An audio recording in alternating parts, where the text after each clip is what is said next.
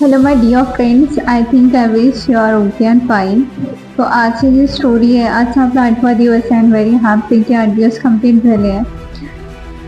तर आजची जी स्टोरी आहे ती म्हणजे करेज असणं आपल्या जीवनामध्ये किती आवश्यक आहे ते मी तुम्हाला सांगू इच्छिते.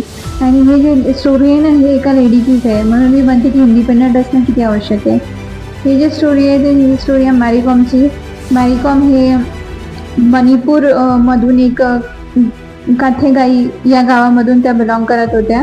आणि बिलॉंग करून त्यांना लहानपणीपासूनच वेळ होतं की त्यांना प्ले खूप आवडत होता, त्यांना बॉक्सिंग करणं आवडत होतं. त्यांनी घरच्यांना पण सांगितलं, पण पप्पांनी त्यांच्या म्हटलं की नाही, अभ्यास कर आणि जॉब कर, बिकॉज बॉक्सिंग करणे हे काय मुलांचं काम आहे, तुझं काम नाही आहे.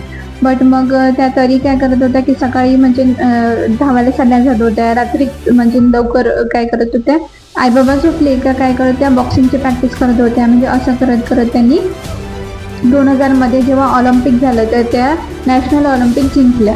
आणि ते जेव्हा ते मेडल घेऊन आले आणि त्यांच्या आईवडिलांनी दाखवलं तर त्यांच्या आईवडील लगेच शॉक की बापरे, आमची मुलगी बॉक्सिंग पण करू शकते किंवा बॉक्सर पण झाली. आणि त्याच्यानंतर मग त्यांचं लग्न झालं आणि त्यांचं लव्ह मॅरेज झालं आणि लग्न झाल्यानंतर त्यांना 2 बाळं झाली. तिथून म्हणजे रिअल स्ट्रगल झालं थोडाफार त्यांच्या लाईफमध्ये. तर लोक म्हणाले की मॅडी आता लग्न झालं आहे, तर लग्न झाल्यानंतर त्यांना 2 बाळं पण झाले, ट्विन्स झाले 2. आणि लोक म्हणाले की मग आता मॅरी, तुझं लग्न झालंय, आता तू तुझ्या बाळाचा सांभाळ केला पाहिजे, तू बिक्सिंग नाही केलं पाहिजे. तर त्या म्हणाल्या की मी आई झाली तर काय आहे, तर मी का माझ्या म्हणजे मी स्वप्नाने पाहू शकत का, मला काही मुभाने स्वप्न पाहायची.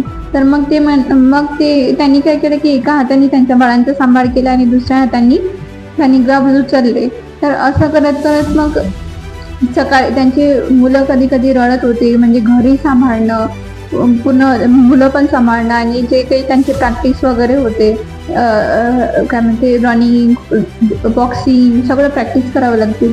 त्यांची मुलं रडत होते, त्या म्हणजे मुलांना झोपून देत होत्या, आणखीन प्रॅक्टिसला लागत होत्या. कधी कधी 3 वाजता उठून सकाळी पहाटे रोज 3 वाजता उठून त्या प्रॅक्टिस करत होत्या, रनिंगला जात होत्या. आणि असं करत करत 2012 लंडन ऑलिम्पिक्स आलं आणि त्याच्यामध्ये त्यांनी ब्रॉन्झ मेडल मिळवलं.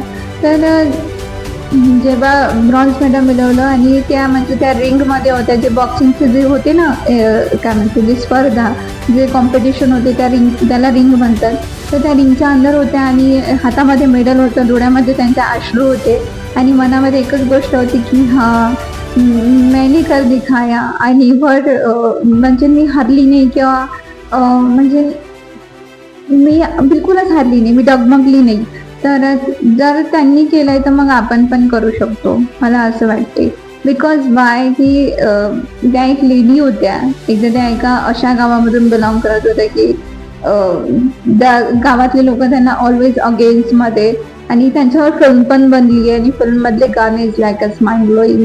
म्हणजे whenever you feel like as a demotivated, तर त्यांचे गाणे ऐका, त्यांच्या गाण्यामधून इतकं मोटिवेशन भेटेल, बापरे. खूप म्हणजे मी पण ऐकते आणि I think you should have to learn, hear all the songs, listen all the songs. तर सांगायचा माझा उद्देश एकच होता, ही स्टोरी का तुम्ही करेज असले पाहिजे, तुम्ही धाडसी असले पाहिजे. जर मी पण असे कॉन्टेंट करते तर मी का करते, बिकॉज मी एक जॉब करते आणि मी एका मिडल क्लास फॅमिलीमधून आली आहे. आणि सर्वांची स्वप्न असतात आणि माझी पण काहीतरी स्वप्न आहे की म्हणजे हे घ्यावं ते घ्यावं, एक घर असलं पाहिजे, एका छोट्या आपल्या मुलीचं एक कार असली पाहिजे. आता माहिती नाही ती पूर्ण होईल, but I think me try तर करणार आहे, माझं 100% देणार आहे. मी म्हणजे थांबणार इतकं मुलगी नाही आहे. तर जर तुम्ही मिडल क्लास फॅमिलीमधून बिलॉंग करत असाल तर माहिती आहे की पैसा किती इम्पॉर्टंट आहे आणि पैसा खूप इम्पॉर्टंट आहे. म्हणून कुठून का असेना, काही का असेना, पैसा कमवा, पण योग्य मार्ग निवडून कमवा. 2 नंबरचा पैसा नका कमवू, तो टिकत नाही. तो टिकतही नाही, तो तिमाने टिकू नाही देणार, तुमचं आयुष्य नर्क करून टाकणार. पण कमवायचा आहे ना, तर योग्य पैसा कमवा आणि इंडिपेंडंट राहा. जर मुली आहात तर लहानपणी आपण भावावर डिपेंडंट असतो, थोडं मोठं झालं की भाऊ पैसे प्रोव्हाइड करते, लग्न झाल्यावर नवरा आपला सांभाळ करतो. म्हणून मग हे पॅट्रिऑटिकल सोसायटीनं आपल्याला काय खालचा दर्जा दाखवतात. तर त्या खालच्या दर्जाला आपण आता नाही घाबरलं पाहिजे. तर त्या काळात त्या लेडी करू शकते, त्या काळात मेरी कॉम बनवू शकते, तर मग आपण या काळात काहीतरी का अचीव नाही करू शकत. करू शकलं पाहिजे. So be brave, be confident, be courageous and do whatever you just wanted to do. Just do it and go it. And wish you all the best. Okay, stay happy, stay healthy.